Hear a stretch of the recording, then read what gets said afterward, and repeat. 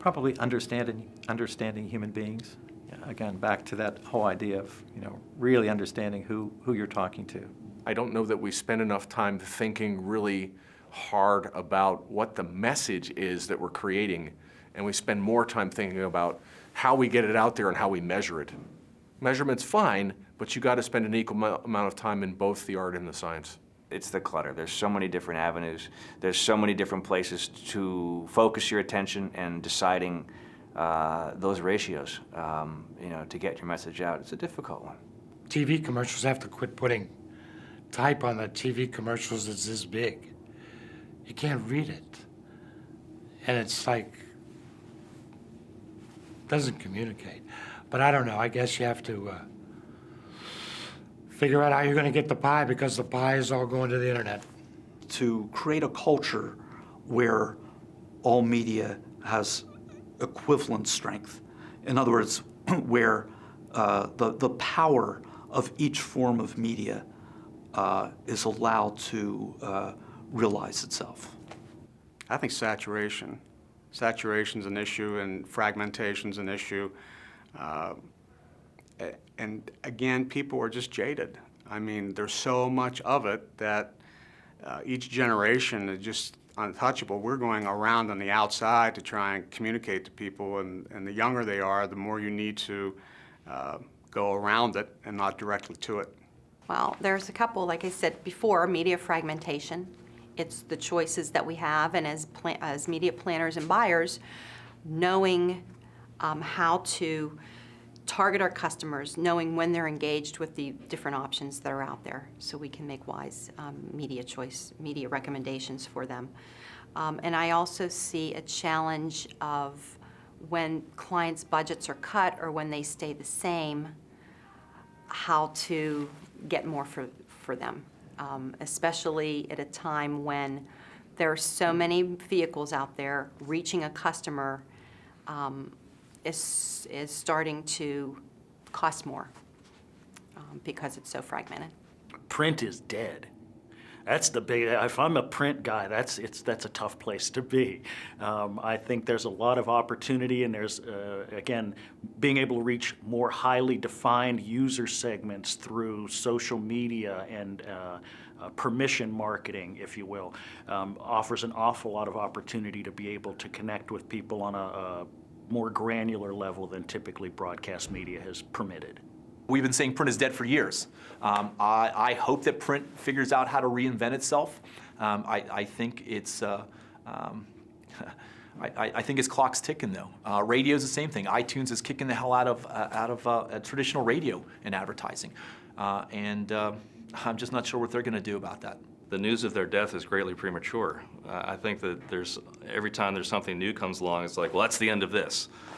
And we still have radio, we still have television, we're still going to have out-of-home vehicles. Those things will obviously continue to change. And I think the iPad announcement was interesting to see how that may extend some of the shelf life of some of these printed publications as well. But I think the challenge is to say that we're not dead, we're viable, and there's a way you can utilize us to help tell that whole story. Bankruptcy.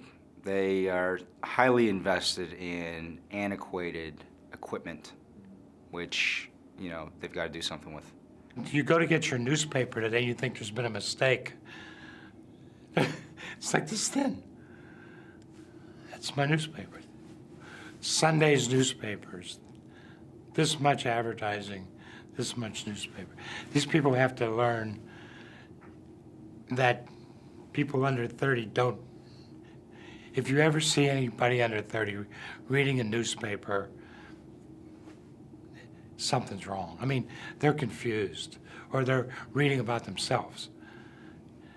Because no, they don't do it, so newspapers have to figure out how to get that audience. I think when you look at, at traditional media, it is a broken model. It's a bit outdated technology, if you will. The way that it used to work just doesn't fly anymore. And I think that the technology and the medium and those channels exist, but the business model by which they're involving advertisers it's just outdated. There's got to be a smarter way to use all that technology and that capability to get in front of all those people than what they're currently doing.